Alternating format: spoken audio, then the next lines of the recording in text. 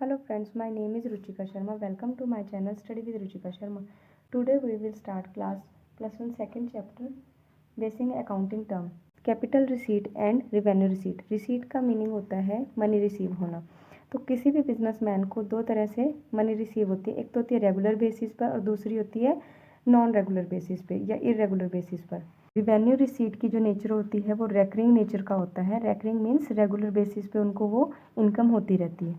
For example sale of goods को बेचने पर जो भी पैसा मिलेगा वो रिवेन्यू रिसीट होती है। कमीशन रिसीव किया, इंटरेस्ट रिसीव किया, ये सभी क्या है, रिवेन्यू रिसीट होती हैं। और कैपिटल रिसीट क्या होती है, नॉन रेकरिंग नेचर की होती है। इट मीन्स ये इरेगुलर होती है, कभी कभी होने वाली इनकम होती है। For example sale of machinery, sale of furniture, इन सब पर जो पैसा रिसीव होगा किसी मशीन को बेचने पर या फर्नीचर को बेचने से जो पैसा रिसीव होगा वो होगा capital receipt. It is also necessary to make a proper distinction between capital receipt and revenue receipt because the revenue receipts are shown on the credit side of trading and profit and loss account। जो भी revenue receipt होती है इसको कहाँ पर show किया जाता है, trading and profit and loss के क्रेडिट साइड में इसको शो किया जाता है, क्योंकि ये एक तरह से कंपनी के लिए इनकम होती है। Whereas the capital receipts are shown in the balance sheet either as increase in liability or as reduction in the value of asset। इसको हम बैलेंस शीट में शो करते हैं क्योंकि या तो ये किसी भी कंपनी की लाइबिलिटीज़ को इंक्रीज करती है या फिर ये एसेट की वैल्यू को रिड्यूस करती है, इट मीन्स कम करती है। Next is expenses. Expense is the cost incurred in producing and selling the goods and services. Example cost of goods sold, amount paid for rent, commission, salary, advertisement etcetera. Expenses क्या होते हैं, ऐसे खर्चे जो किसी भी गुड्स या service को प्रोड्यूस करने में या फिर उसको सेल करने में जो किए जाते हैं वो एक्सपेंस होते हैं। जैसे गुड्स को सेल करने पर जो भी खर्चा किया जाएगा, एडवर्टीजमेंट दी जाएगी, वो सारे क्या होते हैं, एक्सपेंसेस होते हैं। Next is income. Income is different from revenue. Amount received from sale of goods is called revenue. Revenue क्या होता है, किसी भी गुड्स को बेचने पर जो पैसा मिलता है वो सारा क्या होता है, रिवेन्यू होता है। And cost of goods sold is called expenses. और उस गुड्स को बेचने पर जो खर्चा किया जाएगा वो होंगी एक्सपेंसेस। इनकम क्या आती है, surplus of revenue over expenses is called income. जो सरप्लस होता है वो क्या कहलाएगा, इनकम कहलाएगी। एक एग्जांपल से समझते हैं इसे।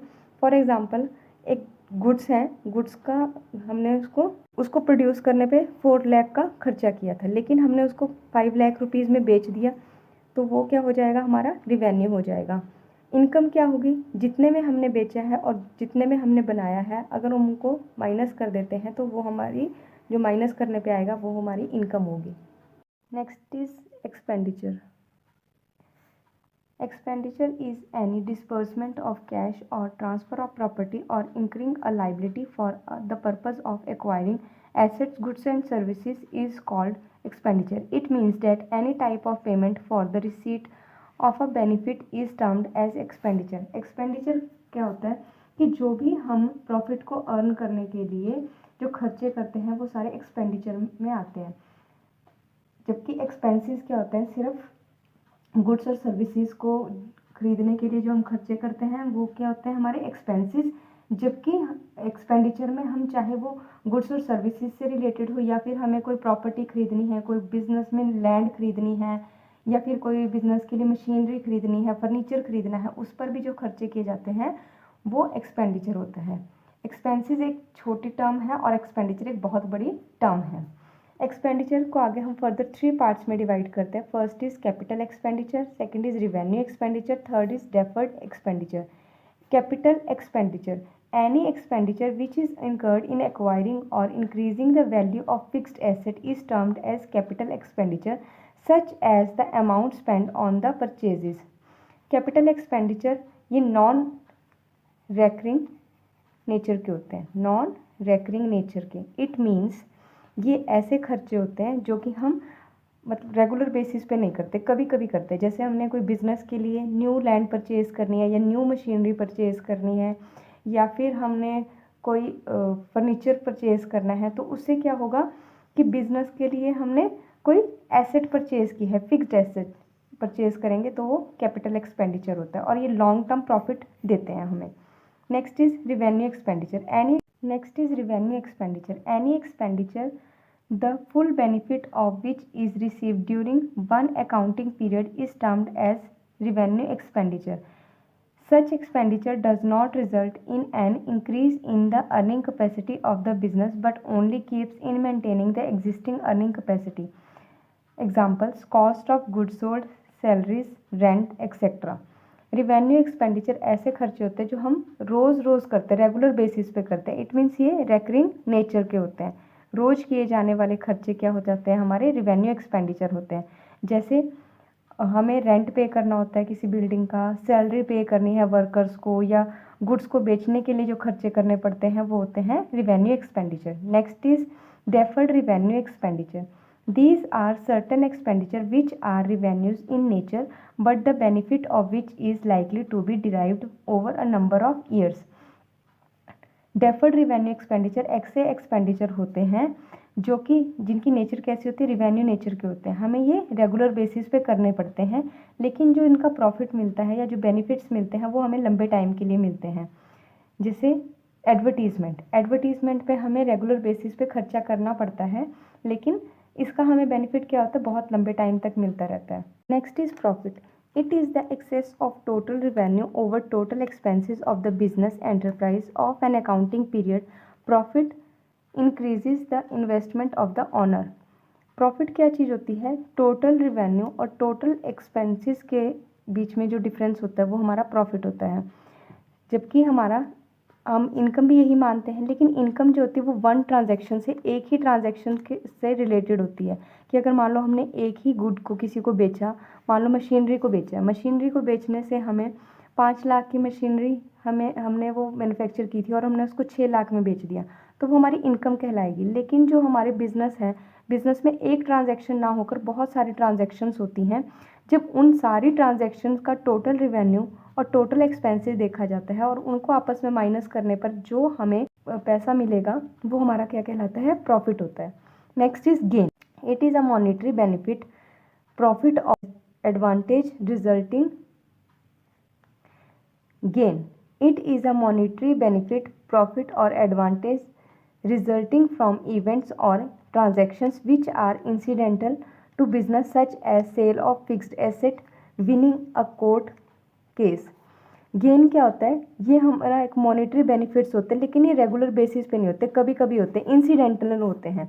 इंसिडेंटल का मतलब होता है कि जैसे मान लो कोर्ट में कोई केस चला हुआ था और वो केस कोई कंपनी जीत जाती है, तो उससे जो उन्हें पैसा मिलेगा वो क्या कहलाएगा, वो गेन कहलाएगा, प्रॉफिट नहीं होता है वो. Next is loss. The term conveys two different meanings. First, it conveys the result of the business for a period when total expenses exceed the total revenue. Example, revenue अगर 1 लाख के हैं और expenses 1,20,000 के हैं, तो लॉस क्या होगा, जितने expenses किए होंगे उसमें से अगर हम revenue को माइनस कर देते हैं तो वो हमारा क्या कहलाएगा, लॉस होता है. और दूसरी तरह का लॉस कैसा होता है कि it refers to some facts और activity against which firms receive no benefit. For example loss due to fire, theft etcetera. अगर कोई कंपनी है उसमें आग लग जाती है तो उससे जो नुकसान होगा वो लॉस कहलाएगा. कंपनी में अगर चोरी हो जाती है तो वो भी लॉस होगा.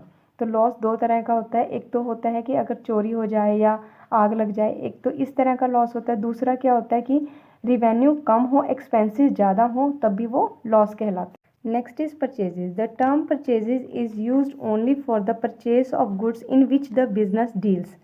इन case of trading concern goods are those things which are purchased resale. For example, if a cloth dealer purchases clothes for the sale and the clothes so purchases will be called goods.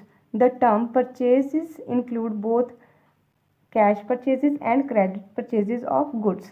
Purchases क्या होती है कि जैसे कोई भी business है जिसमें वो डील करता है, अगर उसमें वो कोई गुड्स खरीदता है तो वो क्या कहलाती है, परचेज कहलाती है. फॉर एग्जांपल एक क्लोथ्स का डीलर है, वो क्लोथ्स को खरीदता है फर्दर रीसेल करने के लिए, तो जो क्लोथ्स हैं उसको हम क्या कहेंगे, वो गुड्स कहलाएगा.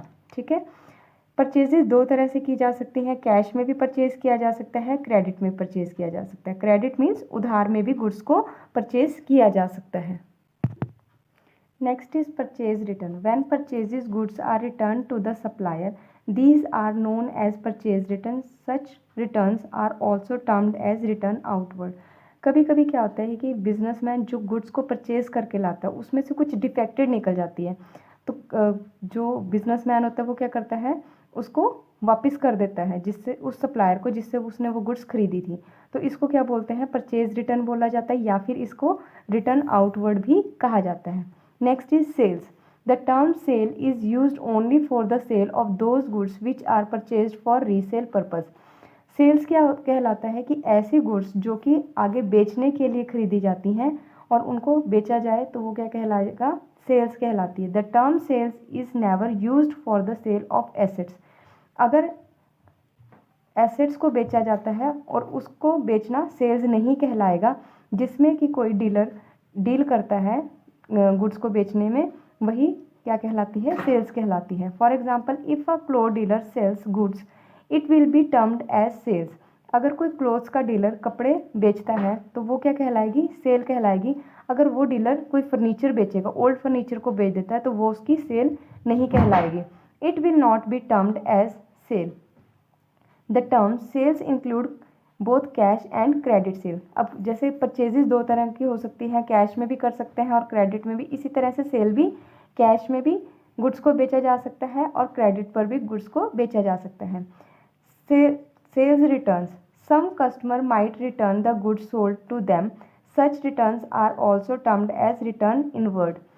कई बार क्या होता है कि कस्टमर कोई गुड्स को वापस कर जाता है, फॉर एग्जांपल वो डिफेक्टेड निकल गई है या उनको पसंद नहीं आई है, तो फिर क्या किया जाता है, तो कस्टमर उस गुड्स को वापस कर जाता है, तो इनको क्या बोलते हैं, सेल्स रिटर्न कहते हैं, या फिर इन्हें रिटर्न इनवर्ड भी कहा जाता है। Thank you. अगर आपको मेरी वीडियो अच्छी लगती है तो इसे प्लीज़ लाइक कीजिए, सब्सक्राइब कीजिए एंड शेयर कीजिए।